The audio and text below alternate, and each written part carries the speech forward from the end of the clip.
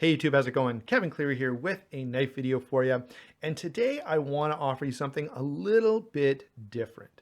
All right, I have a knife here that is fairly new. It was purchased within the last year and a half or so. It was manufactured within, not much more than that.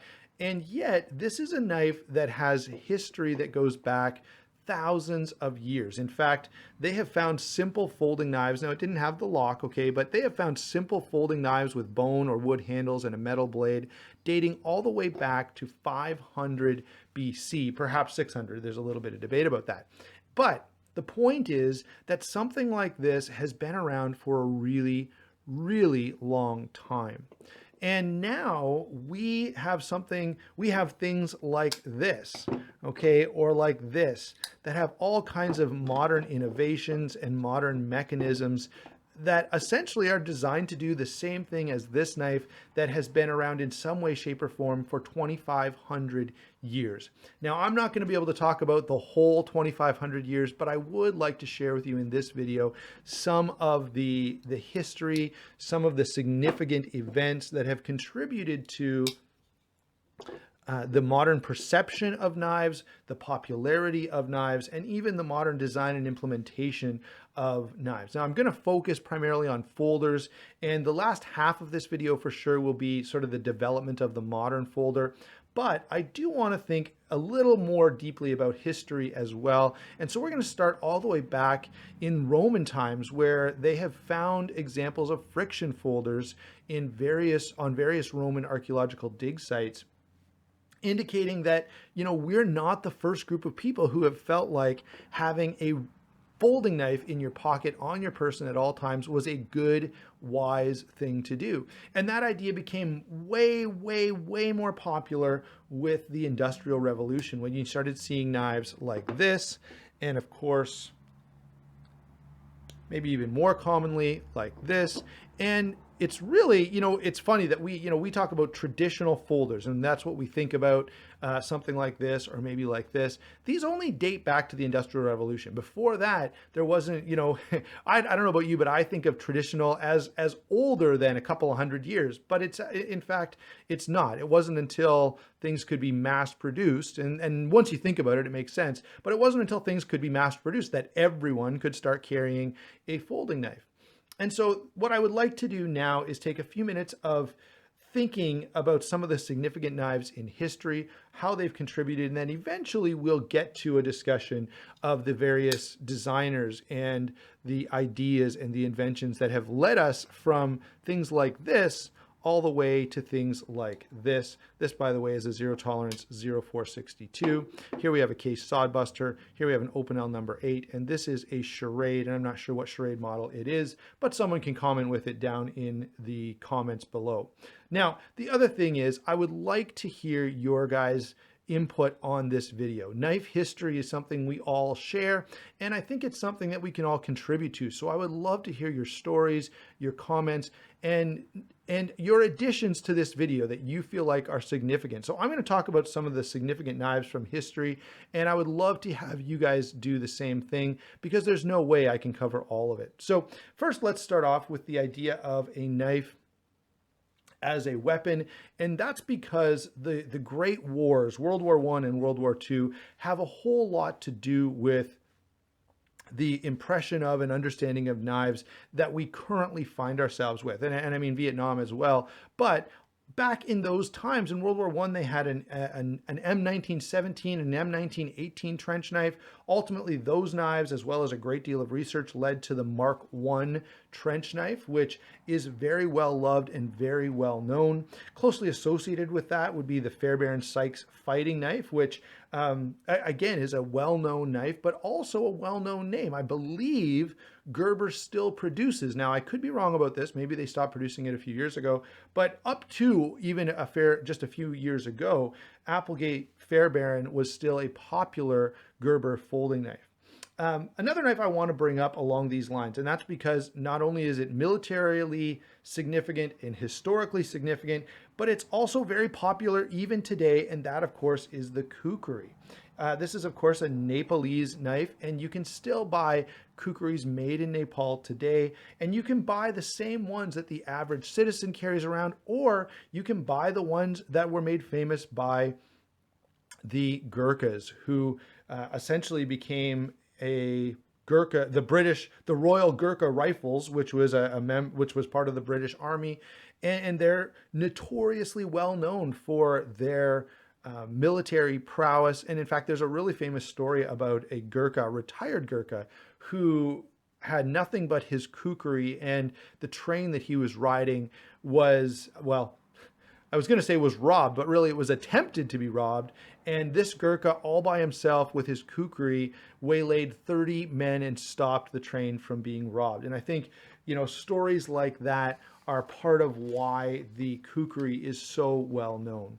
The last thing I want to talk about when we think about the sort of overall history of knives and their use and their carry. Now, by the way, if this was a video about swords, it would be a totally different ball of wax and we'd have much more to talk about. But I do think there is one probably most famous historical use of a folding knife, and probably the most historically significant, I guess not a folding knife, but of a knife, I'm sorry, and probably the most significant stabbing in all of history, ancient or modern. And that, of course, is the stabbing of Julius Caesar by 23 Roman senators on the Ides of March, led by his friend Brutus and a co-conspirator Cassius. And I don't want the political significance of that event to be lost here. That event took place because of the fact that Julius Caesar was threatening the existence of the Roman Republic. And guess what? Today, we still hear conversations from you good people down in the United States. I'm, of course, making this video in Canada, but I still hear today about threats to the Republic that exist and some of the responses to that. Now, sadly, the violence enacted in the Roman Senate on the Ides of March did not achieve the intended goal. In fact, Julius Caesar's nephew and adopted son and heir, whose name was Octavian, although you would probably know him as Augustus, did become the first emperor of Rome. All right. Also, I should point out that two individuals, Octavian and Marc Antony, as well as one other, I'm forgetting the name of the last person. Sorry about that, guys. But these guys hunted down the conspirators and did kill them all, and ultimately ruled Rome as a triumvirate, which is like three rulers. And eventually that ended. You may recall that Antony and Cleopatra sort of made a pact, and they thought that they were going to sort of use their combined might to rule all of Rome. That didn't go as well as they'd planned, and Octavian defeated them and ended up being the ultimate ruler there. So I've got to say that's probably the most significant, both historically and just culturally well-known stabbing in all of history. Now, I want to shift gears here and move on to some knives that I think have made a major contribution to the public perception of knives, okay? And that is, you know, if you look up knife in the dictionary or you ask the average person about a survival knife or a good knife, they start to evoke images of a few of the knives that I want to talk about, beginning with the Bowie knife. Nowadays, you could hear any large knife called a Bowie knife, and in fact, that's not entirely inaccurate. At the time, when you look at knives that were called Bowie knives, essentially it was any large knife that had a guard on the handle. We tend to think specifically about a particular fixed blade pattern that has a fairly significant clip point. So that's this shape, and of course, has then that clip. And of course, and I think the cold steel Natchez Bowie is sort of a definitive example of what most people think of when they talk about a Bowie knife. But that style of knife, guys, has gone a long way in our culture and has really informed a lot of what we think about. And in fact, even connects, you think about the Rambo knife, the survival knife of the 80s that was so popular, that's essentially a variant of that very well-known large survival knife that was kind of made popular in the early 19th century by Jim Bowie.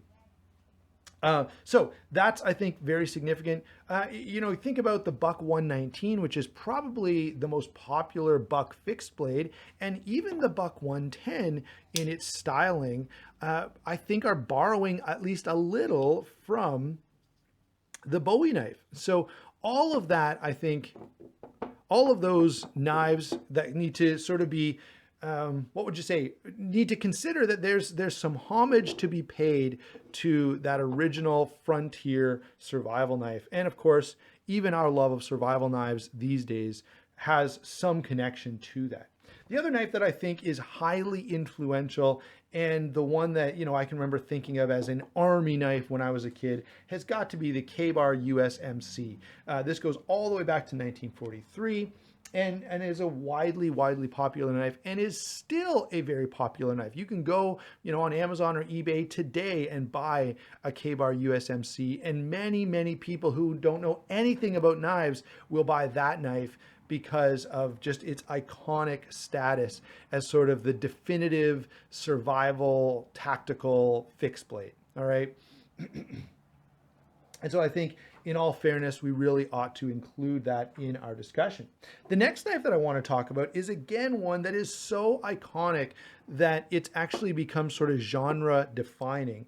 And it is a slip joint knife and bears some similarity to some of the knives that we've been looking at, but is also quite a bit different. And that, of course, is the Swiss Army knife. And the Swiss Army knife is one of those knives that really, any knife that you see that has a bunch of different folded pieces in here is likely going to be called by a member of the general public a Swiss Army knife, even if it was a piece of junk from Walmart that shouldn't be considered a knife at all. Pretty much anybody that looks at this style of multi-tool is going to call it a Swiss Army knife, and then they're going to call the other version a Leatherman, whether it's made by Leatherman or not. And so I think, again, when it comes to sort of the public conception of knives, the Swiss Army knife looms large. Another company that I think deserves mention, even though I'm not a fan, has got to be Gerber. All right, and specifically the Gerber paraframe. I've spent some time in the US. In fact, I lived there for a couple of years. And if you're walking through a Walmart and you see someone carrying a folding knife, the chances are extremely high that that is going to be a Gerber paraframe. I don't have one anymore. I do have one somewhere, but I have no idea where it is. That was an early knife that I bought, and the reason I bought it is because I must have known at least 6 people who I knew in the US who had that same knife, and even in Canada, it's a pretty common knife to see. So the Gerber paraframe, I think, does deserve some credit, even though I don't think it's a good knife, and even though I wouldn't recommend you go out and buy one. We have to at least admit that that's a knife that has a lot to do with the common perception of knives in the general population. Next up, another knife that I think is sort of an iconic knife is a balisong. So the balisong is sort of known as the butterfly knife by those outside of the sort of knife community. And in fact, it is a pretty useful folding pocket knife. It's not bad. I guess the reason it gets a bad reputation is because, it's sort of thought of as a thug knife in some cases, but also because a lot of people have injured themselves trying to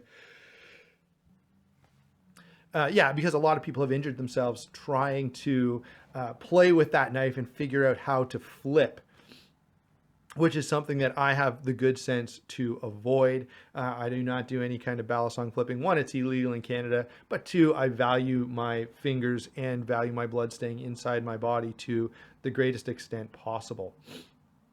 Now, those are all knives that I think contribute to sort of the public understanding of knives. They're all knives that are commonly known, and virtually everyone, when they think of a folding knife or a knife in general, will think of some of those knives: the Bowie knife, the USMC fighting knife, the Victorinox, Swiss Army knife, and the balisong.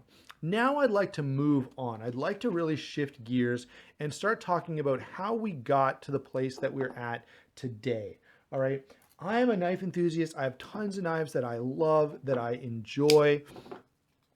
And those knives largely came about through a few sort of specific and definitive innovations that we can actually trace pretty easily, starting with one knife in particular. That's none of these knives on the table, but it is a knife that I've shown you just a second ago, at least a version of it. So here we have a charade. And that charade knife is copying a knife that is extremely well known. I don't have the exact one that it's copying, but I do have the lightweight version that came out this year. This is the Buck 110. And really the Buck 110 is what changed the knife from, or what changed the folding knife from something like this that you would carry for, you know, your average cutting task into something that you could think of as a defensive weapon, as a survival tool, and all of that. You know, this knife, and actually let's move the charade out of there because it's just a copy.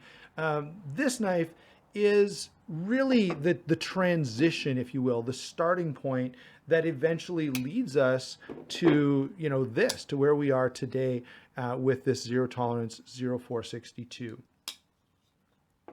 When this knife came out, it became widely popular. It was modified to be manipulated with one hand. And in fact, this knife was even carried by lots of soldiers. You know, we've talked about the significant knives from World War I and World War II. Well, in Vietnam, it was noted that many soldiers carried a Buck 110 because they felt like it was a knife that could be used in, you know, those really bad situations. Now, there were some examples of it not performing as well as it could, and that actually leads us to the next stage of sort of knife development when it comes to, you know, the modern folding knife, and that is with the Almar Steer. So the Almar Steer was a knife developed by, of course, Almar, but also with the influence from the military, who had seen people using and carrying these knives and had also noticed that soldiers were, you know, pretty eager to lay down the big heavy gear that they were carrying around. And if you've ever done a job that requires you to carry a bunch of junk around, right? You know how this feels. Anyone, you know, who's worked in construction and worn a tool belt for hours on end knows how good it feels to take that thing off and lay it down.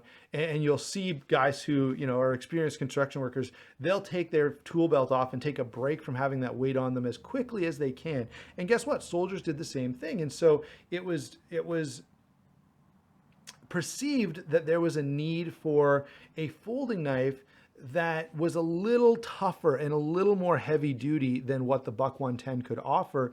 And Almar worked on a knife that was just a tank of a knife that really, you know, kind of has the background to it of knives like the Recon 1. By the way, you know, if you can't see the similarity between these two, I think you're kind of blind. But the Recon 1, you know, and that style of knife really owes its existence to the concept of a knife that was developed by Almar to give soldiers something that was more than a cutting tool, that could serve a defensive role, that could serve, you know, the blade could pry open ammo crates and all kinds of things like that. And so that kind of tank knife, the survival knife, the heavy duty folder, really that concept has a lot to do with Almar. Now, of course, Almar was not the only person that had anything to do with that. Very shortly after that, in 1980-81, we had Sal Glesser with the Spyderco Worker. And the Worker had some important features that have come to be primary on, you know, your typical folding knife today. And that is, of course, the one-handed opening allowed for by the spider hole and the pocket clip. Sal Glesser, to my knowledge, and for the research I was able to do with this video, is solely responsible for putting a clip on a knife so that it could be clipped to your pocket and be easily available at all times. And so the idea of opening a knife with one hand that's clipped to your pocket, that goes a long way. That's really the next major step after the Almar Steer in creating what we have today, or what we think of today as sort of the modern folding knife. Now, the next person, the person who kind of took a number of different ideas and combined them in a significant way to make what he called the folding tactical, or the tactical folder, was Bob Trezola. Now, Trezola was a custom knife maker. He borrowed from other people. He borrowed the pocket clip, he borrowed the Walker liner lock, and he put them together in a way that he felt like was significant and allowed for a knife that could be used in ways that, you know, the Almar was kind of aiming for but didn't quite get to. By the way, there are tons of Bob Trezola designs out there. In addition to his customs, he's collaborated with many knife companies. So if you want something from Bob Trezola, one, I get it. You know, he is literally the father of the tactical knife. But I want to give you Bob's definition of a folding tactical knife. Here's what he says. He said, this has to be a knife that could be carried at all times. So small enough, light enough, have a pocket clip so that it could be easily carried, easily accessible. It had to be able to function as a last-ditch survival or defensive tool, and it must be quickly accessible and deployable. All right, and so that has become, and if you start looking up the definition of a tactical folder, you will find Bob Trezola's quote, just as I read it there, over and over and over again. And so, of course, Bob Trezola, being a custom maker, began a trend that was very quickly followed by not only other custom makers, but picked up by production companies. And so, you started seeing knives that kind of fit that definition of, it's got to have a pocket clip, it's got to be easily accessible, it's got to be, one-handed opening, and something that that's heavy duty enough, where the lock is secure enough that you can put it through some hard use type of situations. All right, now the next big thing, and probably many of you know exactly where I'm going with this, has got to be the variation on the liner lock that was used by Chris Reeve for the Sebenza. Now, of course, this is not the Sebenza, this is an Nkosi, but there is an awful lot of similarity here. Now, there are a couple of things that I want to say about Chris Reeve. One of the things that he kind of became obsessed with was a knife that could function and work in every kind of role you could think of. And initially, his effort to provide that came in the form of a one-piece stainless steel fixed blade, where the whole knife was just one piece of steel. And in his mind, he thought, it doesn't matter what kind of weather, it doesn't matter what kind of environment, nothing can mess with that. It's not going to dry and crack like wood can or leather can. It's just going to be, this piece of metal that can just take whatever the world throws at it. And I don't think it's a mistake then when he started making folding knives, he made them as simple as he possibly could and just out of metal. Okay. And of course, the big thing was he made this integral lock, where the lock was part of the construction of the knife itself. And now from that frame lock, we have just endless options. Think about, the most recent Blade show. If you're watching those videos, how many frame locks did you see?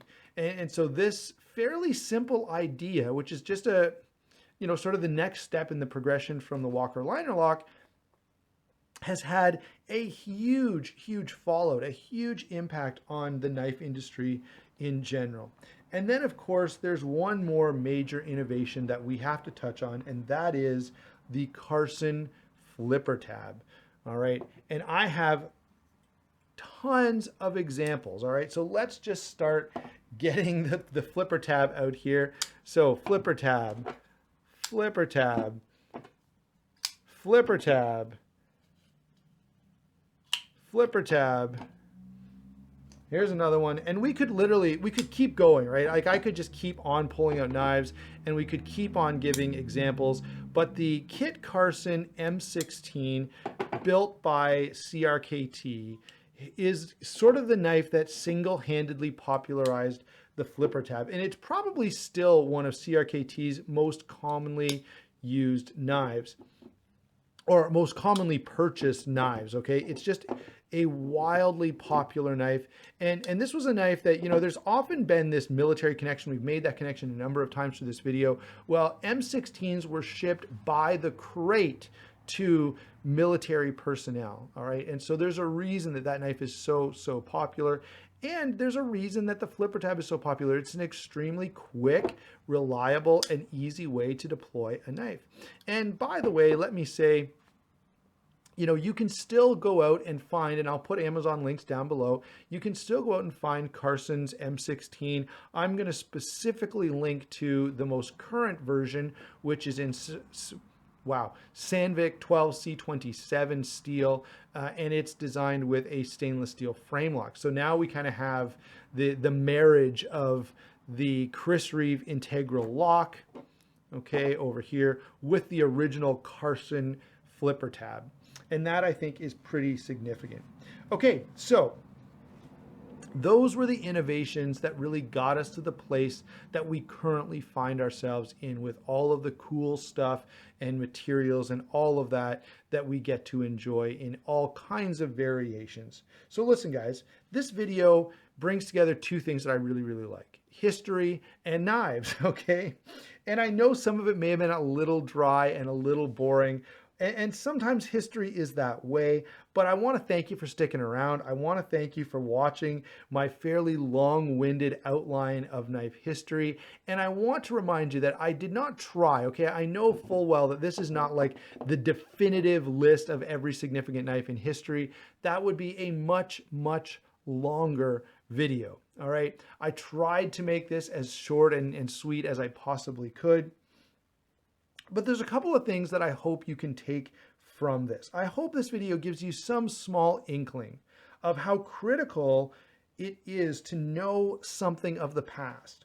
All right, to see where the place that we are today depends on what has gone on before us, and how dependent we are on, you know, some key features and some key inventions and some key characters who made major contributions to the world and whose contributions we still benefit from. And I know that's true in every industry, guys, and I hope that this will, you know, knowing just a little bit about knife history will drive you to find the history of other significant things in life and benefit from a greater perspective that can be gained by understanding that we're not the only ones who've ever been on this planet, and much of what we enjoy now is directly as a result of those who've gone before us. Thanks for watching. Don't forget to follow me on Instagram, check out the Amazon links down below, and of course, like and subscribe. Like this video, subscribe to this channel. Thanks for watching. We will talk to you soon.